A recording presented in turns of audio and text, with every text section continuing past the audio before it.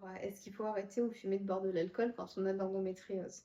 Alors, il y a 2 niveaux de réponse. Un professionnel médical me dira que comme c'est des produits qui sont pro-inflammatoires, oui, il faut arrêter.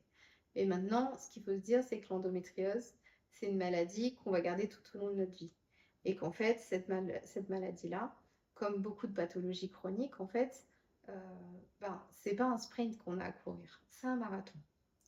Donc, à mon sens, ce qui est important, c'est de faire en fait un état de quand je mange ça, est-ce que ça m'affecte ou pas dans mes douleurs, dans mon quotidien, mais aussi dans quelles circonstances je le fais, dans quelles occasions je le fais, et qu'est-ce que ça m'apporte ces occasions-là.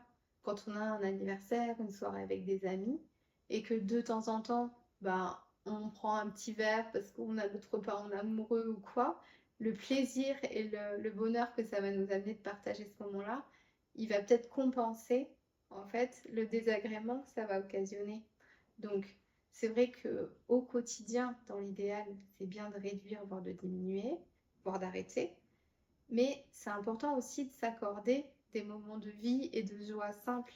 Et parfois, pour un anniversaire, pour une occasion, ou parce que juste c'est un moment où là on se sent bien et on a envie de profiter, c'est important de se l'accorder aussi parce qu'en fait, la part psychologique de devoir sans arrêt se contraindre à ne pas faire des choses, elle a un impact des fois bien plus grand que la substance elle-même.